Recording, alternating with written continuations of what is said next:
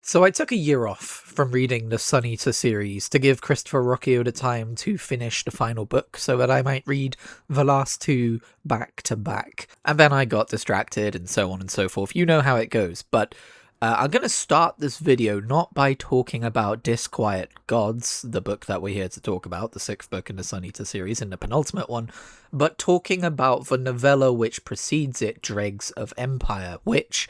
And now we're veering into spoiler territory immediately because this is a mid-series book review. Details Lorien Aristides' time on the prison planet Belucia. And there is one more reason why it took me so long to get back to Sun Eater, and it's because I wanted to finish this novella. And I didn't love this novella. It wasn't the way it was written, it wasn't necessarily the story it told. It was just the setting and the subject matter.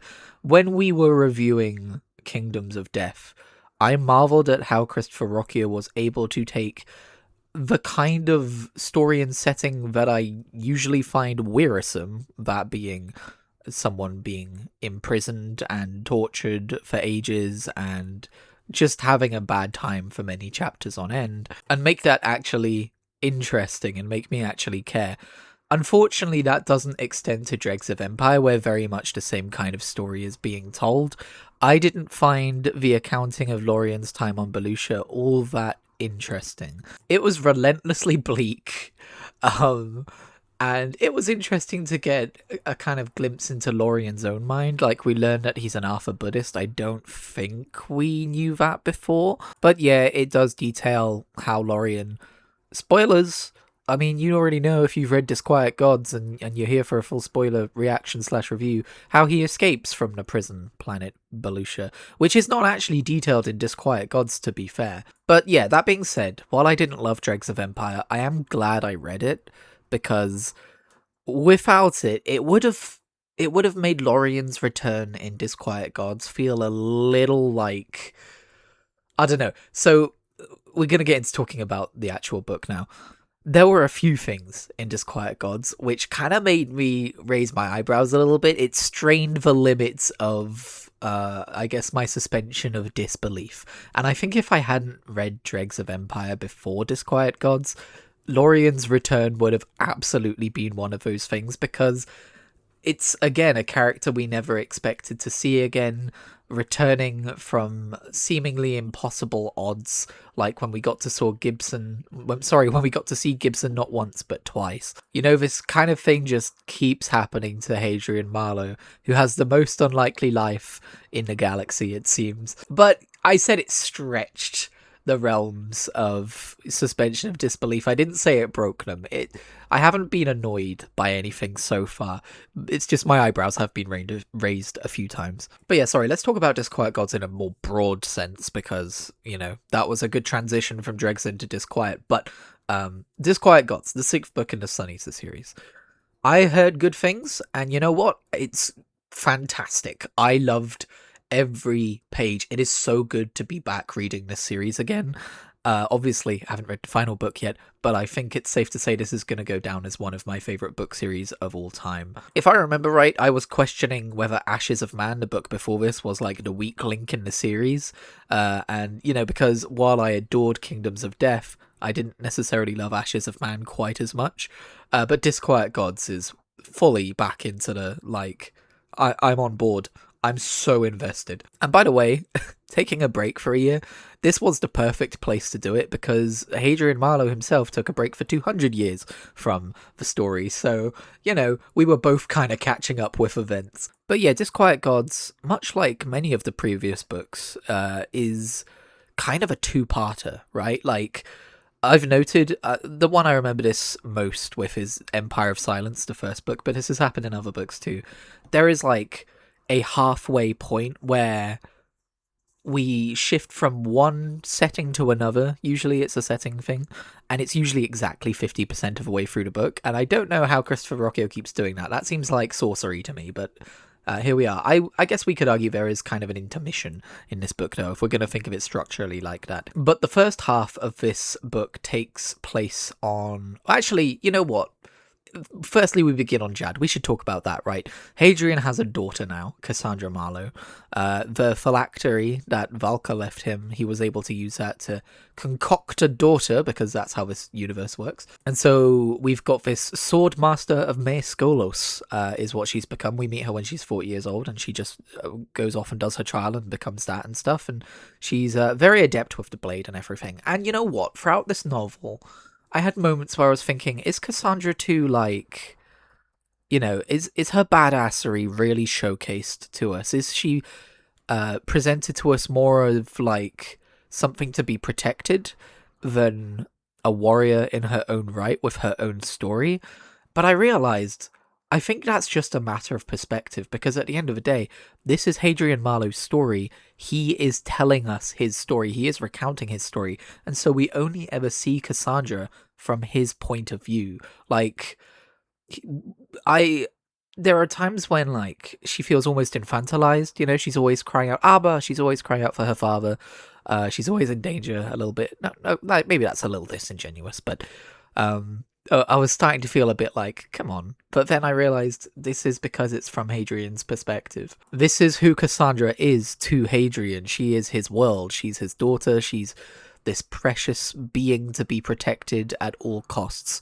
And it makes sense that she would be represented this way in the story, I think. And there's actually a few times throughout this book, and I think it's because I've taken a year away from it and come back, right, or I've had to remind myself that I'm reading this from Hadrian Marlowe's perspective, and he is a flawed and problematic character. Not necessarily for how he portrays Cassandra, don't get me wrong, but because of, like, there are so many times when I'm rooting for him. Like, to jump towards the end of this book for a second, when he's talking about how awful the genocide of Vorgossos is and how he doesn't agree with it, and I'm like, yeah, like, but then he doesn't manage to stop it, and I'm like, dang, I can kind of see why. And he has this whole moment with Khan Sagara where he's like, I would no longer treat with devils and demons and like, victory, but at what cost? And I'm like, yeah. And then he's like, anyway, then I burned the rest of Vorgossos because it had to be done. I'm like, oh. Like, oh, wait, hang on a minute. I don't agree with this man's views. I don't agree with everything he does. Like, one of the main things that stood out to me in this book, that has stood out to me before, is we spend a lot of time with extrasolarians, and he spends a lot of time demonizing them, right? He spends a lot of time talking about how they've twisted their bodies with this machinery and these daemons that infest their minds, and honestly, sometimes at its worst, it comes off as, like, if I'm looking at this from a real world perspective, almost ableist. Like, there are people in the real world who do rely on technology to kind of, like, replace a limb or whatever. And so reading this, I do feel a little grossed out sometimes, but I'm reminded it makes sense for his character to be this way because he is a lord who grew up within the empire, which spreads all his doctrine against the extrasolarians and their way of life and using machines to augment yourself and stuff like this. And I keep having to remind myself these aren't necessarily Christopher Roccio's views, the author. They're Hadrian Marlowe's views, and they make sense within the narrative. And I know the ableism thing is not one-to-one, by the way, because the extrasolarians, they alter themselves for vanity a lot of the time, and just because they want to, whereas obviously people with disabilities, they use these things to aid them with things they wouldn't otherwise be able to do. It's not the same, don't get me wrong, and I'm not qualified enough on the subject to really talk about it in detail, but just the way Hadrian was talking about it sometimes, I was like, oh, come on, dude. And it's the other, while we're talking about this, the other thing I have is, and this honestly might be a Christopher Rocchio thing, the Sun Eater story in general does tend to play with gender in a way which makes playing with gender feel like something that's gross and demonic and otherworldly, instead of just, like, let's look at gender in another way other than, like, binary male female and what you're assigned at birth is your only real gender and stuff like that. There is, like, a moment where, because obviously Khan Sagara in this book, there's a male version and a female version, there's a moment where Hadrian mentions to Cassandra that there's a female version of Khan Sagara, and her face blanches, and she's like, "Ooh, gross." And the female version of Khan Sagara, a lot of the time, is very much presented as, like, oh, I'm here to tempt you with sex and stuff like that. Not necessarily the version of Khan Sagara on Vagossus at this book that's female, but like sometimes he will possess one of his servants and stuff like that. And that's potentially problematic, I think. To me, it kind of implies that the only reason that someone would want to be fluid with their gender or to change their gender is for perverse reasons, and that very much smacks of transphobia, which I do not like. But I might be reading into it wrong. It could be just Hadrian Marlowe's retelling again, like trying to guess an author's opinions through the writing of a fictional character is a messy art and not necessarily to be recommended, but I just wanted to mention it, that it's on my mind. Let's get back to the book. Anyway, sorry, we meet up with Hadrian on Jad and his daughter, and we learn that he's a father now, and how that's changed him as a person, and what 200 years on Jad have done to him as a person, and the wounds that he was left with at the end of Ashes of Man, with the death of Valka and all that, and how he's kind of slowly, not necessarily recovered, but grown into his grief and all that stuff, but how he still kind of wants nothing to do with the wider universe. He just wants to be on Jad, but the wider universe comes calling for him with news of his father's death. And so events transpire, and we end up with Hapsis, and we end up meeting Edward, who, as a nice touch, is a descendant of a Catholic character that we meet in one of the novellas, and he hails from Delos as well, which is nice. I still don't know if we're ever going to go back to Delos. I don't think we are. I think he mentioned that he never did, but I can't quite remember. But the first half of this book is very much dedicated to a fight with a Watcher. Like, what does that look like? We find Ushara on the planet. I've forgotten the name of the planet. You'll have to forgive me. But what does a fight between Hadrian Marlowe and his kind of I can see through time style vision? What does that look like against a Watcher? And it's like this extra dimensional fight. And I actually think it was really well done. Like, first of all, we see we see the corpse of this one man, and there's 3 versions of the corpse, right? And one of them is like as small as a child, except with adult proportions. One of them is kind of almost split in 2, like it has like 2 heads kind of conjoined and 4 arms, but the inner arms are conjoined and stuff like that. And then it has, I believe, the 3rd body is just like a normal body. I forget now. But the creepy thing is, when you lift the arm of one of them, the arm of the other 2 lift as well, because they are not 3 copies, like imperfect clones of a body. They are the same body. They share the same atoms. And that's a really fun way of being like, this is what happens when an extra dimensional being kills someone. It scatters them across dimensions that they otherwise would not be able to be in. And the representation of that in 3D space kind of looks like this. It kind of looks like the distortion of a mirror image, except it's a physical object. And I've been watching videos recently from physicists and stuff talking in terms that my dumb brain can understand about, other dimensions and stuff like that. So I was in the perfect brain space to read a piece of fiction like this, and it was legitimately fascinating. It was really cool, really well done. And then the fight with Ushara themselves is so cool. Like the way Hadrian is able to see through time and how his powers work in an extra dimensional fight.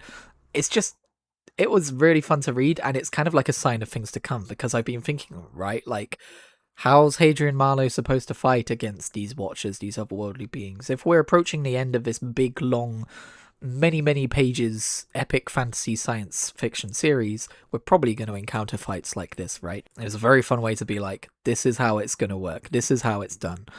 And then everything went crazy, because this wasn't crazy enough. Then, after Hadrian returns to the Eternal City on Forum, he gets poisoned by the Chantry and dies. His flesh dissolves. He's donezo. He's dead for good. Until divine intervention happens. Did I mention that this book keeps stretching my suspension of disbelief? Although, to be fair, it was mortal hands which brought him back through technology from the end of time. So, I guess, theoretically speaking, technology incredibly advanced might be able to reconstitute a person perfectly and therefore revived them, right? From just the scattering of their essence across the universe, the energy that made up their cells or whatever. Fine, okay, plausible, whatever.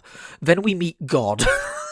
We meet a benevolent watcher, a watcher who is not a watcher. First of all, sorry, I can't skip over this. The end of time. We're at the end of time. We're at I love the end of time as a setting, man.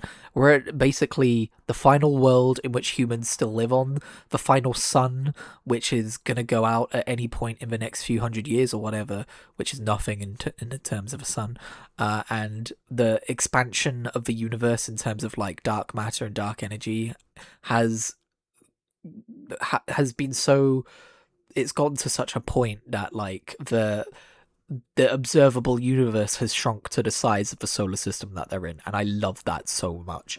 I want to write a story in that kind of a setting. And we see we're in a city where the Watchers are like, reigning over mankind, and there are creatures patrolling the streets in these tanks, and they're like these fleshy creatures inside like the cockpit taking up the entire thing. Oh my god, it's so dark and bleak. I love it. And I guess this is the future that would occur if Hadrian had never been divine intervened. But yeah, he goes and meets God, who hasn't been born yet, while talking to a Watcher who's actually a good guy Watcher, who's what the Watchers were meant to be before the Watchers betrayed the Quiet. And he's told that because, despite being at pretty much the end of time, he's at a point before the Quiet has intervened with his life.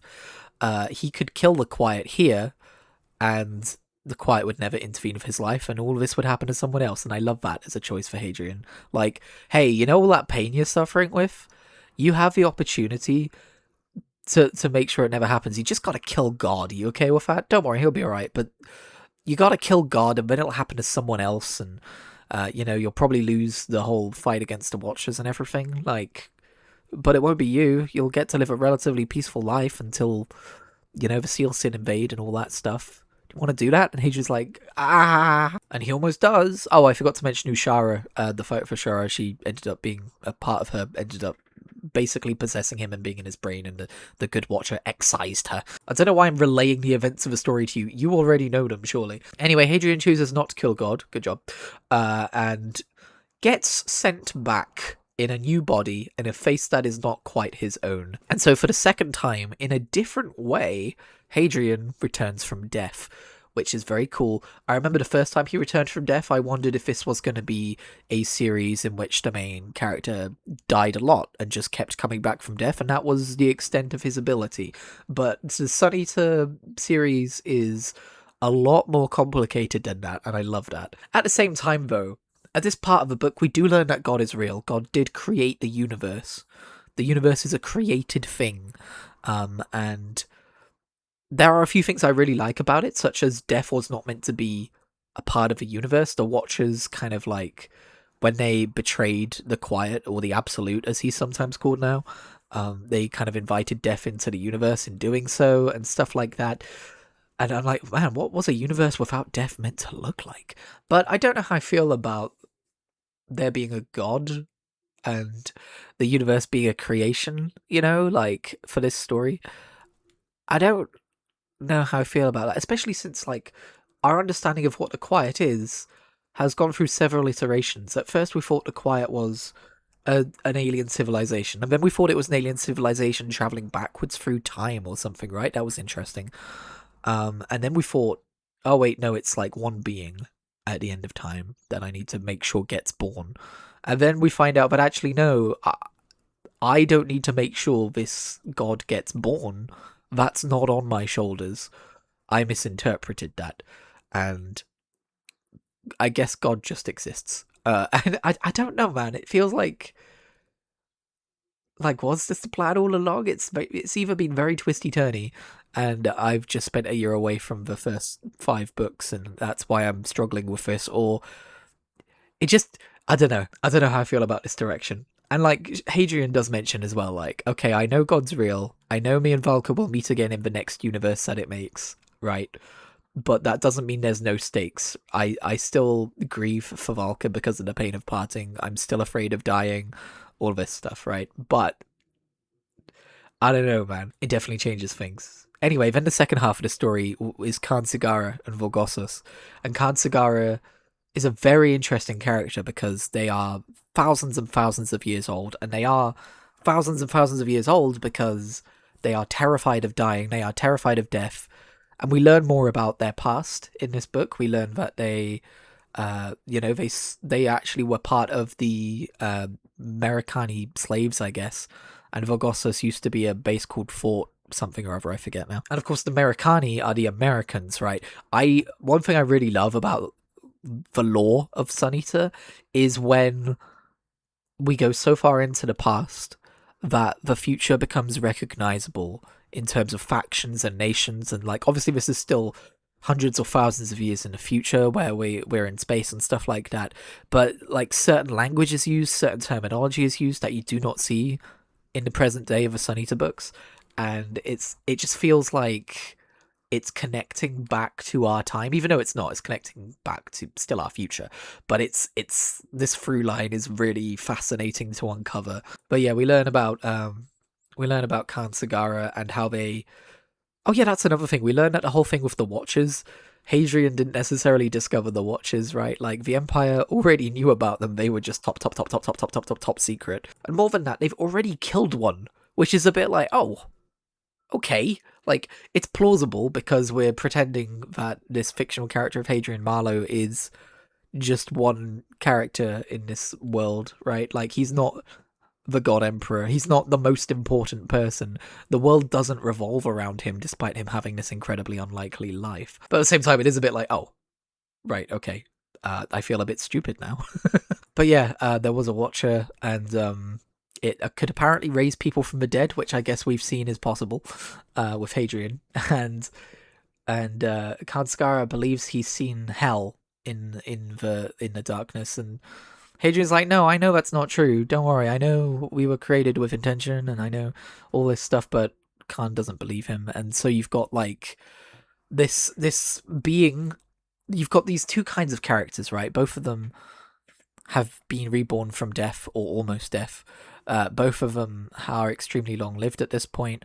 Both of them are these kind of legendary mythical characters across the broader galaxy. And Khan Sagara kind of feels like the dark variant of Hadrian, even though Hadrian's not necessarily a purely good protagonist, as we see. And we see how in the course of trying to avoid dying, Khan has forsaken all morality, believes, just like has this ego of, well, yeah, they die to make sure that I can still live. It's fine, you know? Like, he thinks he's the most important person. And we see the war between brother and sister Khan that ended up being split in book 2. And Kaelan Harandotes is the brother, and the one just called Khan Sagara, who still resides in Vogossos, is the female version. And I really enjoyed the second half of the book as well. I thought it was really fun to return to the character of Khan Sagara and Vogossos, especially from an older Hadrian's perspective. He's a very different character now. It's a fun way to kind of measure him against his earlier self. But yeah, everything that happened on Vogossos was wild. Like, this entire book was just insane. Like, not only did we learn more about Khan Sagara, but we learned about Breverin and all that stuff, and its inception, its creation, and how that worked. And it was just really fun to read and discover. The whole Valka's clone thing was gross, but then it was supposed to be gross, which, I'm not gonna say I loved that part because it was gross, but it was a fun way to kind of be like, we haven't talked about Hadrian's grief yet, really, because it's been 200 years for him, so we probably should do that, right? But also just the horror of what Khan Sagara does in terms of just creating life, creating cloned life, and just discarding it, is proper horrific shit. And now we head to the Demiurge. I know I haven't recounted literally everything that happens. I haven't talked about Orphan. Orphan is a living organic being that was created by Breverin, the diamond, the AI, the machine, which I didn't fully follow how it was able to do that, but the general gist of it is that Breverin created Orphan to be, I guess, not necessarily a clone, but like an offspring of itself that has a lot of its knowledge and memories, but is able to act free from the restrictions placed upon it by its creators, because it's a living, organic, biological being with free will instead of an AI machine with parameters that it cannot escape. But primarily, Orphan is used to be the keys to the demiurge, I guess. And so we go to the final book in the series, and I don't know how I'm gonna feel when this series is done. I'm gonna have a lot to say about the character of Hadrian Marlowe, because I love him, and I also vehemently disagree with a lot of his opinions and outlooks on life and the world. But then there's a lot of shit he says that I agree with as well. And that character, the way Christopher Rocchio writes as Hadrian Marlowe, recounting his life's tale, has fundamentally affected the way I write. Like, I write a journal, and just, I guess I'm talking about it now. Just like this unapologetic infusing of meaning and emotion into every word, and just like this deep introspection and reflection, not for the sake of like being dramatic like he's constantly accused of, but because that's just who he is. Part of me really resonates with that, and it's changed how I write forever, I think, to the point where if I write fiction, I'm gonna have to like curb that a little bit, unless I'm deliberately writing a character like Hadrian Marlowe. But yeah, what I'll probably do is I'll finish the last book, and I'll do a video much like this one on that, where I talk about the spoiler events of the book and my feelings about the different things that happen. But then I think, like the Wheel of Time, I'm also going to do another video afterwards, a spoiler-free video talking about the series for people who are interested in getting into it, and kind of laying out kind of what to expect and like my thoughts having finished the series. Was it worth it? So on and so forth. So yeah, that's what I'm going to do. But yeah, I'll be back here in 1,000 pages time. So probably a couple of weeks. I don't know, the final Wheel of Time book I absolutely steamed through. We might have that effect happen again, I'm not sure. Either way, thank you so much for joining me. Please leave a comment down below letting me know what you thought about this book, if you've read it. If you haven't, then why did you listen to this? You just ruined it for yourself. I know this is a lot of people's favourite book in the series. I still think Kingdoms of Death takes that for me. But yeah, I really, really, really like Disquiet Gods. So yeah, thank you for stopping by, and I'll catch you on whatever I make next.